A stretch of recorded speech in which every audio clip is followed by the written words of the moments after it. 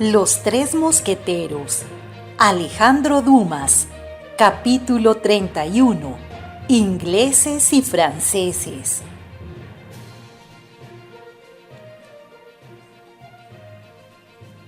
Llegada la hora, nuestros hombres se dirigieron con sus 4 lacayos detrás de Luxemburgo a un cercado abandonado a las cabras.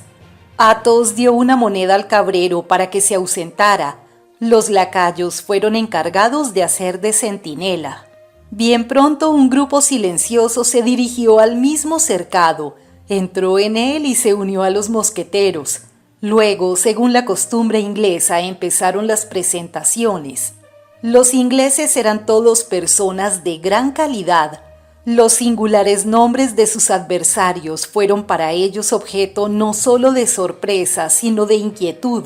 «Con todo eso», dijo Lord Winter cuando los 3 amigos fueron presentados, «no sabemos quiénes son, y no nos batiremos con semejantes nombres porque son nombres de pastores».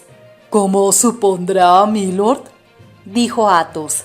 «Son nombres supuestos, lo cual nos causa mayor deseo de conocer los verdaderos», dijo el inglés. «Usted ha jugado contra nosotros sin conocerlos», dijo Athos. «Por más señas nos ganó nuestros 2 caballos. Es cierto, pero no arriesgábamos más que nuestro dinero. Ahora arriesgamos nuestra sangre. Se juega con todo el mundo, no se bate uno más que con sus iguales». «Es justo», repuso Athos.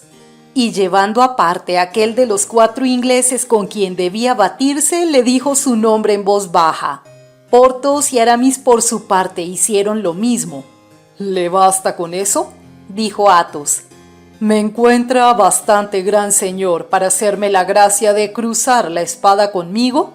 «Sí, señor», contestó el inglés inclinándose. «Pues ahora quiere que le diga una cosa», dijo fríamente Athos. «¿Cuál?», preguntó el inglés. «Que hubiera hecho bien en no pedir que me diera a conocer». «¿Por qué?». «Porque se me cree muerto. Tengo razones para desear que se ignore que vivo y voy a verme obligado a matarlo para que no se divulgue mi secreto». El inglés miró a Athos creyendo que se chanceaba, pero éste hablaba muy seriamente. «Señores», dijo dirigiéndose a la vez a sus compañeros y a sus adversarios, «¿estamos prontos?». «Sí», contestaron a una voz ingleses y franceses. «Pues en guardia», dijo Athos. Al punto brillaron 8 espadas a los rayos del sol poniente, y la lucha comenzó con un encarnizamiento muy natural entre hombres 2 veces enemigos. Athos esgrimía con tanta tranquilidad y método como si hubiera estado en una sala de armas. Porthos, corregido seguramente por su excesiva confianza por su aventura de Chantilly, tiraba con habilidad y prudencia. Aramis, que tenía que terminar el 3er canto de su poema, se batía como el que tiene prisa. Athos mató primero a su contrario. No le había dado más que una estocada, pero como había prevenido fue mortal. La espada le atravesó el corazón. Porthos hizo caer al suelo al suyo. Le había atravesado una pierna. Como entonces el inglés le rindió su espada sin hacer más resistencia, Porthos le cogió en brazos y le llevó a su coche. Aramis acometió al suyo tan vigorosamente que después de hacerle retroceder unos 50 pasos le puso fuera de combate. En cuanto a D'Artagnan, había hecho pura y simplemente un ataque defensivo. Luego, cuando vio a su adversario ya fatigado, le tiró un desarme que hizo saltar su espada a alguna distancia. El varón, al verse desarmado, dio algunos pasos atrás, pero en este movimiento resbaló su pie y cayó de espaldas. D'Artagnan saltó sobre él y le dijo poniéndole la espada en la garganta: «Podría matarlo, caballero, porque está en mis manos, pero le dejo la vida por amor a su hermana». D'Artagnan estaba en el colmo de la alegría, porque acababa de ejecutar el plan que se había propuesto de antemano, y cuyo desarrollo imprimía en su rostro la sonrisa de que hemos hablado. El inglés, asombrado de habérselas con un hombre de tan buen proceder, estrechó a Artagnan entre sus brazos. Hizo 1000 cumplidos a los 3 mosqueteros, y como el adversario de Porthos estaba ya en el carruaje y el de Aramis se había retirado, no se pensó más que en el muerto. Cuando Porthos y Aramis le desnudaron con la confianza de que la herida no fuera mortal, una gruesa bolsa cayó de su cinturón. Artagnan la recogió y la presentó a Lord Winter. «¿Qué diantre quiere que haga yo con eso?», preguntó el inglés. «Entregarlo a su familia», dijo Artagnan. «Su familia no se preocupa de esa miseria. Hereda 15.000 luises de renta. Guarde esa bolsa para sus lacayos. Y ahora, mi joven amigo, porque espero que me permita darle este nombre», prosiguió Lord Winter. «Esta misma noche, si gusta, le presentaré a mi hermana Lady Clarick, porque quiero que le conceda su simpatía, y como está bien vista en la corte, tal vez una palabra suya pueda serle útil». Artagnan enrojeció de placer y se inclinó en señal de asentimiento. Entretanto, Athos se había aproximado a Artagnan y, tomándole la bolsa, le dijo a media voz: «Demos esto no a nuestros lacayos, sino a los de los ingleses».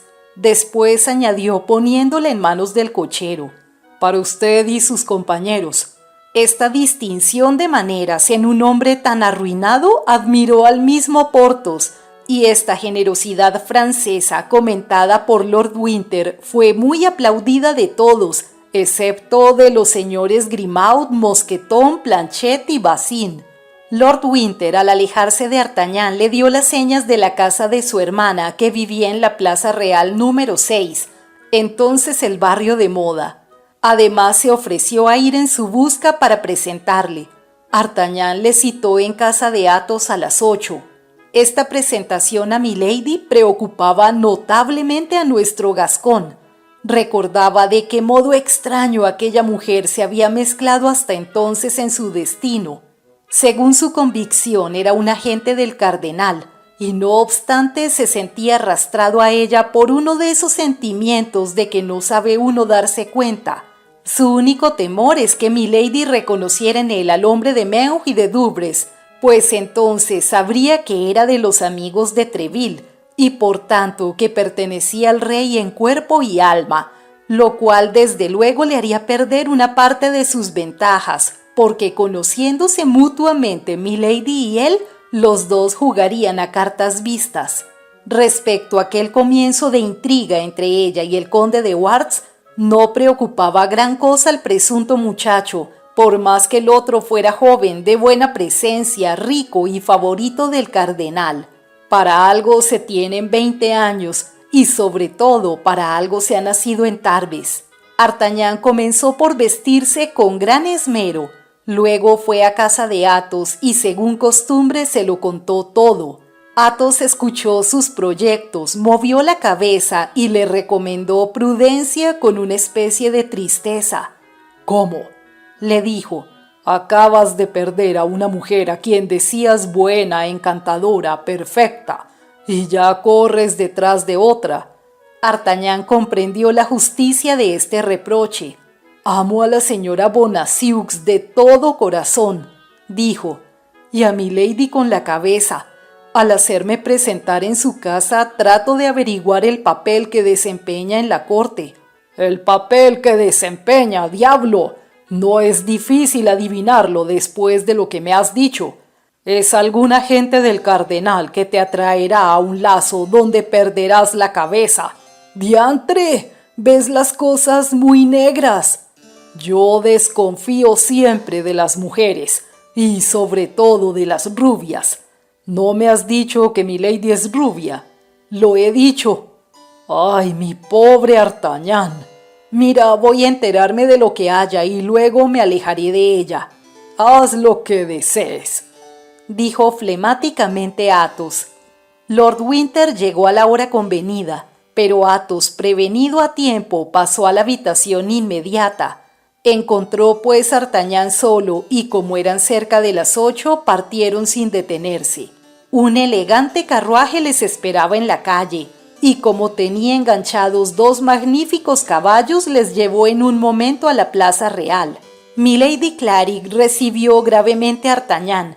Su palacio era notable por la suntuosidad, y aunque la mayor parte de los ingleses arrojados por la guerra se disponían a salir de Francia, ella hacía ostentosos gastos, lo que demostraba que la medida general no la comprendía.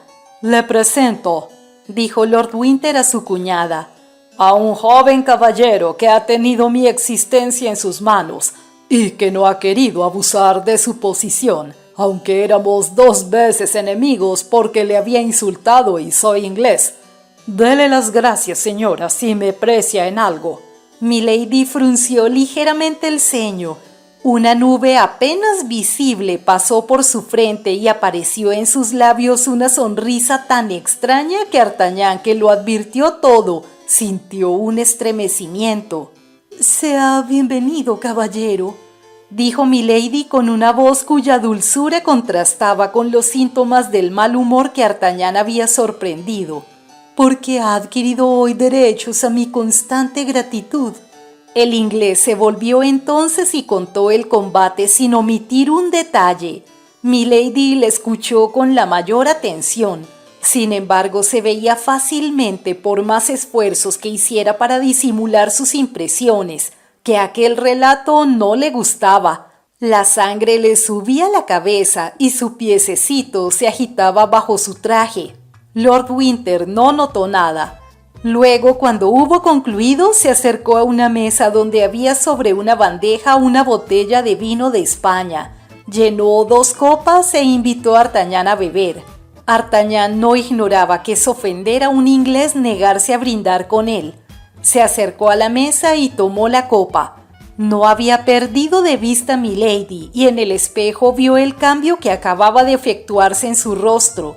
Como entonces creía no ser vista, un sentimiento parecido a la ferocidad animaba su fisonomía y mordía con rabia el pañuelo. La bella camarera que Artagnan había ya visto entró entonces y dijo en inglés algunas palabras a Lord Winter, quien pidió permiso a Artagnan para retirarse, excusándose con la urgencia del negocio que inesperadamente le reclamaba y encargando a su hermana que hiciera los honores. Artagnan cambió un fuerte apretón de manos con Lord Winter y volvió al lado de Milady. El rostro de aquella mujer, con una movilidad sorprendente, había recobrado su expresión graciosa.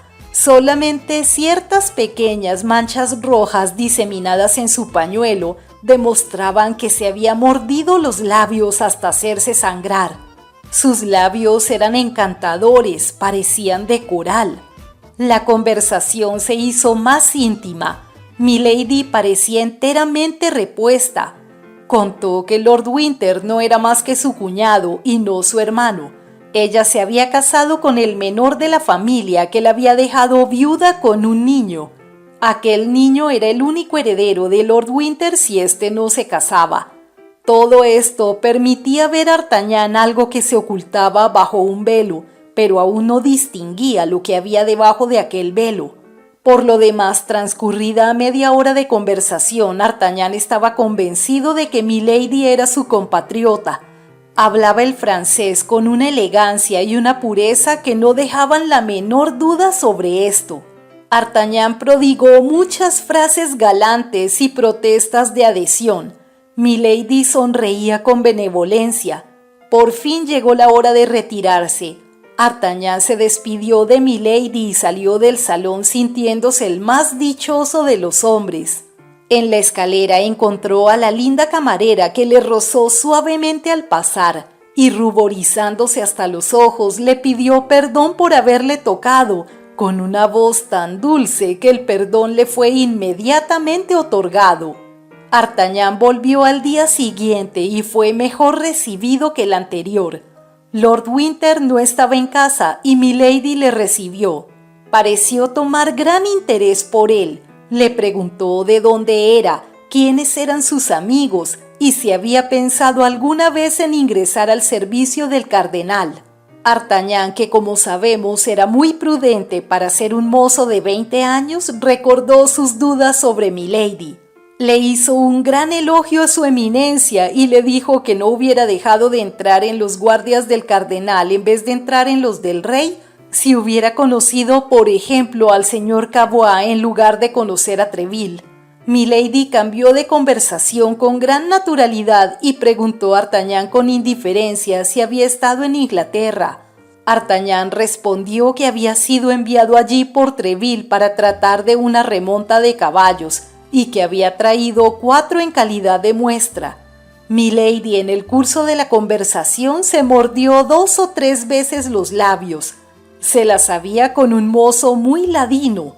A la misma hora que la víspera se fue Artagnan. En el corredor encontró a Linda Ketty. Este era el nombre de la camarera. Ella le miró con una expresión de misteriosa benevolencia sobre la cual no había modo de engañarse.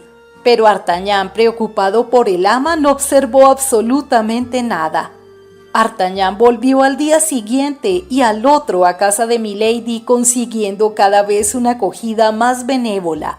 Todas las noches, también ya en la antesala, ya en el corredor, ya en la escalera, encontró a la hermosa camarera. Pero como hemos dicho, Artagnan no reparaba en la persistencia de la pobre Ketty.